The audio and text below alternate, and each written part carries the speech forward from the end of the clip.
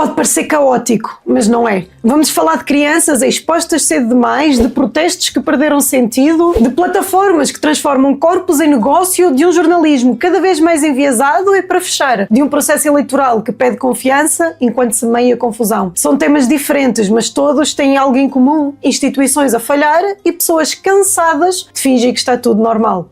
Posso ser bruta? Antes de começarmos, eu sou a Andreia Viegas e sou a irmã mais velha que vocês não sabiam que precisavam. Eu não sou moralista, mas tenho olhos na cara. Então já aproveita para dar like, subscrever e partilhar este vídeo, porque hoje o tema é quente e variado.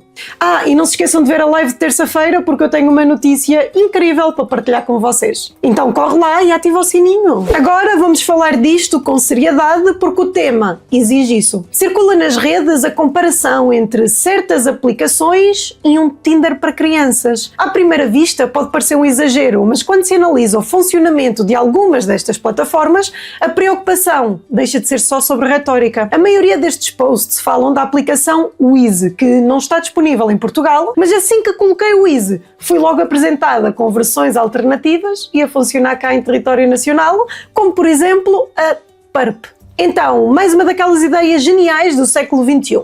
Basicamente, estas aplicações são o quê? Um Tinder para miúdos. Sim, é isso mesmo. Como é que funciona? Estas aplicações vendem-se como uma rede social para adolescentes, mas na prática funciona assim. Tu crias um perfil com uma foto, dizes que tens X idade, ninguém confirma grande coisa, mas a aplicação diz que é desenhada para mais de 12. Aí começas a ver perfis de outros miúdos, deslizas para o lado se gostares, e se a outra pessoa também gostar, abre um chat privado. Ou seja, swipe, match e uma conversa privada com um desconhecido. Se isto não sou a dating app, então eu sou o Pai Natal. Mas é para adolescentes. Pois, também era suposto ser. O problema é que a verificação de idade é uma piada. Há relatos de adultos a entrarem nestas aplicações em minutos, a dizerem que têm 15 anos e pronto, está feito. O resultado é que temos adultos a falar com menores a achar que estão a falar com alguém da idade deles e conversas que descambam rapidamente. Nada disto é ficção. Já aconteceu e mais do que uma vez. Mas o Instagram também é perigoso.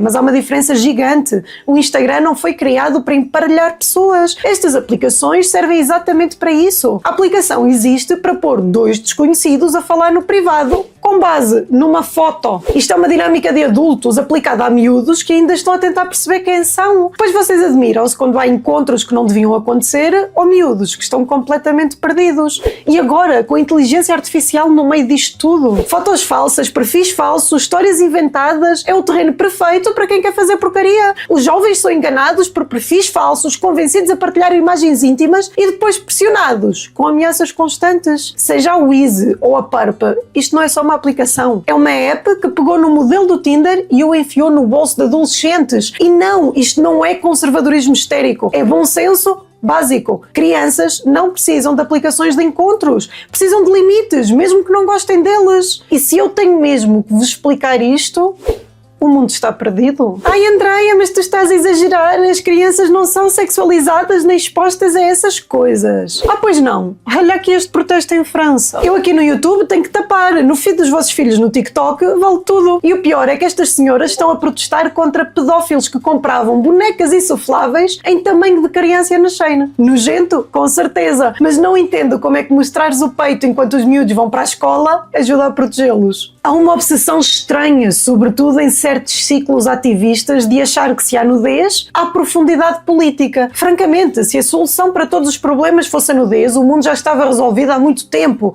E se o corpo virou ferramenta de protesto, também virou, curiosamente, ferramenta de sobrevivência económica. E por falar em sobrevivência económica, já sabem que eu preciso da vossa ajuda para continuar a manter este canal independente. E não há melhor forma de fazer do que trazer-vos o meu cupom de desconto na Prozis. Aproveita para pôr umas refeições todas fit no carrinho e perder esses quilinhos que ganhaste no Natal. Não tenhas vergonha, acontece a todos. Isto é um retrato quase perfeito do choque entre dois mundos e, curiosamente, ambos cheios de contradições. Durante uns dias, o OnlyFans esteve acessível na China, algo que num país com tolerância zero à pornografia soa logo a um erro de sistema. E foi isso mesmo, pouco tempo depois, bloqueado outra vez. Ordem restabelecida. Mas o que interessa aqui não é o bloqueio em si, é a reação. Só que esta notícia eu vou partilhar só com os membros, porque lá eu posso ser bruta e chamar as coisas pelo nome. Mas vamos ao meu tema preferido, jornalixo e fake news. As pessoas não acordaram um dia a odiar jornalistas por desporto. A revolta vem de anos a verem sempre o mesmo guião, as mesmas lentes, as mesmas escolhas editorais. O exemplo da Visão é perfeito. Temos um artigo sobre insultos dirigidos a mulheres online. É um tema legítimo, mas depois escolhem 6 mulheres, todas da esquerda radical e todas para o aborto. E ainda incluem fascista e anti-aborto na lista de insultos. Desculpem, mas isto não é jornalismo, isto é militância com um rodapé bem escrito. Se queriam falar de ódio, por que não ouvir mulheres conservadoras? Ou essas não contam como mulheres? Vocês acham que a Rita Matias não recebe comentários assim? Ou a Ana Leal, por exemplo, que nem sequer é política? Depois temos o anúncio do Expresso, uma desconexão absurda com a realidade. Portugal, com crise de identidade, com os nossos jovens todos a emigrar, temos salários miseráveis, serviços públicos em colapso e atenção social à flor da pele. A resposta do Expresso é figura nacional do ano, o imigrante. Isto não resolve o problema do ódio, isto cria ressentimento e vocês sabem exatamente o que estão a fazer. Porque uma coisa é defender a dignidade humana, outra é dizer a um povo completamente perdido que a sua referência nacional é alguém de fora. Isto não é inclusão, isto é provocação. É apenas uma forma de continuar a tirar gasolina para os problemas e depois de se admirarem que as pessoas estão radicalizadas. E antes que me venham com tretas, o problema não é falar de imigração, é fingir que só há um lado. Sim, existe racismo. Sim, existe xenofobia. Mas também existe pressão sobre a habitação, um sistema nacional de saúde a rebentar, escolas completamente saturadas, salários a cair e sem falar em integração completamente falhada da parte de muitos destes imigrantes. Quando a mídia só conta metade da história, a outra metade vai procurar voz no outro lado. E aí? Nascem os excessos e começam a aparecer páginas cheias de fake news e exageros. No meio disto surge o projeto do André Carvalho. Há quanto tempo não compra um jornal? Se estiver a pensar muito é porque foi há muito tempo, certo? Passámos a ler as notícias aqui. É por isso que o que está a acontecer é uma revolução muito maior do que deixar o papel de lado. Imagina um mundo onde os jornalistas são substituídos por influencers. Não é preciso imaginar, é o que já está a acontecer. Os influencers estão a substituir os média tradicionais enquanto fontes de informação. Mais de 50% dos utilizadores do TikTok e do Instagram dizem que recebem informação através de personalidades. A Casa Branca, por exemplo, recebeu 7.400 candidaturas de criadores de conteúdos para estarem nas conferências de imprensa. Por cá também há personalidades destas e até vão a instituições europeias fazer entrevistas. Se nós, jornalistas, não ocuparmos o nosso lugar, alguém vai fazê-lo. E ele já está a ser ocupado por desinformação, teorias da conspiração e notícias falsas. São estes influencers que estão a tornar-se nas fontes de informação para milhares de pessoas. E não, já não basta nós, jornalistas, estarmos apenas nos meios tradicionais. É preciso estar aqui também. E eu vou tentar fazer a minha parte. Não é um fact-checking, não é um explicador, são notícias, que é aquilo que só um jornalista lhe pode dar.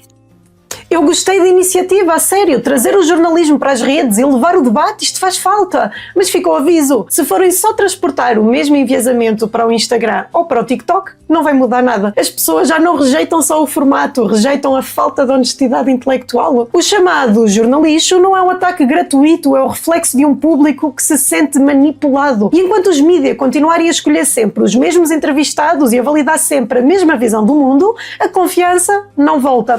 E sem confiança não há jornalismo. E quando já ninguém confia em quem informa, o mínimo que se pede ao Estado é clareza. Só que até nisso estamos a falhar. Isto é daqueles casos em que o Estado diz confiem em nós, enquanto mostra que não merece confiança. Vamos aos factos, porque a notícia é clara. Os eleitores portugueses vão encontrar nas eleições presidenciais que decorrem no dia 18 de janeiro 14 nomes nos boletins de voto. Mas apenas 11 são válidos. Isto por si só já devia soar alarmes. Um boletim oficial do Estado com nomes rejeitados pelo Tribunal Constitucional, apresentado como um instrumento legítimo de voto, sabendo de antemão que alguns votos não vão contar. Isto não é democracia. Democracia não é vota aí e depois logo se vê se conta. A Comissão Nacional de Eleições justifica tudo com esta frase muito bonita. Não haveria outra possibilidade que não a impressão dos boletins de voto a fim de assegurar o direito de voto de todos os cidadãos eleitores. Estamos a tentar poupar em papel. Isto é uma inversão completa do conceito de direito de voto. O direito de voto não é só meter um papel na urna, é saber em quem se está a votar, é saber que o voto é válido e não ser enganado por um boletim. Aqui, o Estado garante o gesto do voto, só que sabota o efeito. A CNE explica que os boletins tiveram de ser impressos cedo porque as votações de eleitores presos e internados vai decorrer a partir de 5 de janeiro e o voto no estrangeiro começa a 6 de janeiro, certo? Mas então expliquem-me isto como se eu fosse bué da burra. Porquê é que todos os eleitores têm de receber um boletim confuso para resolver um problema logístico do Estado? Se o sistema não consegue conciliar prazos com clareza eleitoral, o problema não é do eleitor, é do sistema. Esta notícia ainda acrescenta que é uma realidade conhecida do legislador e que já aconteceu noutros atos eleitorais, como em 2021. Ou seja, vocês não conseguem cumprir os prazos estabelecidos e tentam jogar as culpas para cima de quem faz as leis. Isto não é fraude, não. Mas é uma má prática democrática, é um desrespeito pelo eleitor comum e é um convite à desconfiança. E sejamos sinceros, já ninguém confia em vocês. Quando o Boletim Oficial do Estado inclui opções inválidas, o problema não é o cidadão comum que se engana, é o sistema que falhou. E o nosso sistema falhou outra vez. O episódio de hoje não foi sobre tecnologia, nem protestos, nem mídia, muito menos eleições. É sobre algo que eu gosto de falar muito aqui. Limites. Limites para proteger crianças, limites para o uso do corpo como mensagem, limites entre informação e militância e limites mínimos de seriedade num processo democrático. Quando tudo se mistura, ativismo, negócio, ideologia e burocracia, o resultado não é liberdade, é só confusão. E confusão constante cansa, revolta e afasta as pessoas daquilo que devia unir-nos. E olhem que eu não peço perfeição, eu só vos peço lucidez. Se este vídeo te fez pensar, partilha. E se te incomodou, partilha ainda mais. E claro, comenta aí o que achaste destes temas. Subscreve, deixa aquele like maroto e segue nas outras redes, porque aqui diz o que ninguém tem coragem de dizer. Mesmo que doa, mesmo que incomode e mesmo que seja à bruta.